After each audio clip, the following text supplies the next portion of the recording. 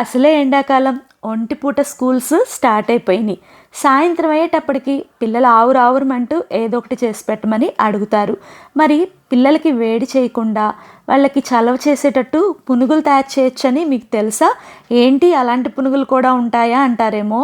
అవునండి, ఈ పునుగులకైతే ఇడ్లీ పిండితో అవసరమే లేదు. ఇంట్లో ఉండే ఇంగ్రీడియంట్స్ తోటే ఒంటికి చలవ చేసే విధంగా, నూనె ఎక్కువ పీల్చకుండా పిల్లలు ఇష్టపడే విధంగా ఈ చల్ల పునుగుల్ని ఈజీగా ప్రిపేర్ చేసుకోవచ్చు. మీరైతే వీడియోని ఎక్కడ స్కిప్ చేయకుండా చూడండి. అప్పుడు మాత్రమే మీరు పర్ఫెక్ట్గా ఈ చల్ల పునుగులు తయారు చేసుకోగలుగుతారు. వీటి తయారీకి ముందుగా ఒక 1/2 లీటర్ వరకు బాగా పులిసిన పెరుగుని తీసుకున్నాను. ఈ 1/2 లీటరు పెరుగులో దగ్గరగా 1/2 కేజీ వరకు బొంబాయి రవ్వ, అదేనండి ఉప్మా రవ్వ అంటారు కదా, అలా సన్నగా ఉన్న రవ్వని తీసేసుకొని ఈ రవ్వని ఇందాక తీసుకున్న పెరుగులోకి వేసేసుకోండి.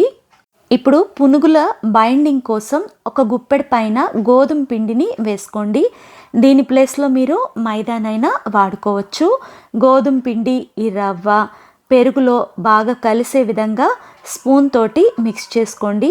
ఎక్కడ ఉండలు లేకుండా మిక్స్ చేసుకోవటం వల్ల పునుగులు బాగా వస్తాయి. అలాగే ఒకే డైరెక్షన్లో ఒక 4-5 నిమిషాలు దీన్ని బాగా మిక్స్ చేసుకోవటం వల్ల పునుగులు ఏంటంటే ప్లఫీగా చక్కగా పొంగినట్టుగా వస్తాయి. ఇప్పుడు ఇలా కలుపుకున్న పిండిని మూత పెట్టేసేసి 1-2 గంటలు పక్కన పెట్టేసేయండి. అంటే మధ్యాహ్నం టైంలో మీరు అలా పెట్టేశారంటే ఈవినింగ్ టైంలో పునుగులు చక్కగా వేసేసుకోవచ్చు. ఒక బాండీలో పునుగులు వేసుకోవడానికి సరిపడా నూనె వేసి వేడి పెట్టుకోండి. ఈ లోపల మనం ఇందాక కలుపుకున్న పిండి ఉంది కదా, దాంట్లోకి 1 కప్పు వరకు సన్నగా తరిగిన ఉల్లిపాయ ముక్కల్ని వేయండి. దీంట్లో వేసే ఇంకొక స్పెషల్ ఇంగ్రీడియంట్ ఏంటంటే పుదీనాకు వల్ల ఒంటికి చలవ చేస్తుందండి. అలాగే అరుగుదల కూడా ఇంప్రూవ్ అవుతుంది. ఇంకా 1 స్పూన్ జీలకర్రని బాగా నలిపి వేయటం వల్ల మంచి స్మెల్తో అలాగే మంచి టేస్ట్తో ఈ పునుగులు వస్తాయి. 1 స్పూన్ నిండుగా సాల్ట్ని కూడా వేసేసుకోండి. 2-3 పచ్చిమిరపకాయల్ని సన్నగా తరిగేసి వేసుకోండి. 2 గుప్పెళ్ళ వరకు పుదీనాకుని చక్కగా సన్నగా తరిగి దీంట్లోకి యాడ్ చేసుకోండి. ఒకవేళ మీకు పచ్చిమిరపకాయలు ఇష్టం లేకపోతే దీంట్లో కారమైనా వేసుకోవచ్చు. అలాగే 1/2 టేబుల్ స్పూన్ వరకు తినే సోడా ఉప్పుని వేసేసి ఇవన్నీ పిండిలో బాగా కలిసే విధంగా మిక్స్ చేసుకోండి. మిక్స్ చేసుకున్న తర్వాత దీని కన్సిస్టెన్సీ చూడండి, ఇట్లా ఉండాలి. అంటే మనం తీసి పిండి వేస్తుంటే ముద్ద మాదిరిగా పడాలి, లూజ్గా అయితే ఉండకూడదు. చిన్న పిండి ముద్దని నూనెలో కనుక వేసి చూస్తే పిండి పైకి తేలిందంటే నూనె పర్ఫెక్ట్గా కాగినట్టే.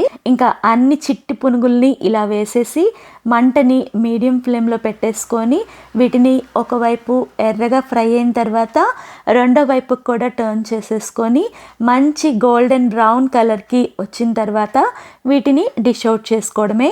అయితే ఈ పునుగుల్ని హై ఫ్లేమ్లో కాకుండా మీడియం ఫ్లేమ్లో ఫ్రై చేసుకున్నారంటే చాలా రుచికరంగా ఉంటాయి. పిండి లూజ్గా కాకుండా కొంచెం టైట్గా కలుపుకున్నారంటే అస్సలు నూనె పీల్చవు. ఈ 2 టిప్స్ని డెఫినెట్గా ఫాలో అవ్వండి. ఈ వేడి చల్ల పునుగుల్ని మా గుంటూరు, విజయవాడ ఫేమస్ టమాటా చట్నీతో వడ్డించారంటే అద్దరిపోతాయి. మీకు టమాటా చట్నీ రెసిపీ కావాలంటే కామెంట్ చేయండి, డెఫినెట్గా నెక్స్ట్ వీడియోలో షేర్ చేస్తాను. ఇంకా ఈ చల్ల పునుగుల్ని చిన్న సైజులో వేస్తేనే మంచి రుచికరంగా ఉంటాయి. మీరు కూడా తప్పనిసరిగా ఈ చల్ల పునుగుల్ని ప్రయత్నించి మీకు ఎలా వచ్చాయో కామెంట్ చేయండి. ఇంకా రెండో వాయ కూడా రెడీ అయిపోతున్నాయండి. వాయలు మనం వేయటమే కానీ ఇవైతే అస్సలు డిష్లో కనపడవండి. వేసి వేయగానే పిల్లలు అంత ఇష్టంగా తింటారు. వీడియో నచ్చిందా? నచ్చితే తప్పనిసరిగా లైక్ చేయండి.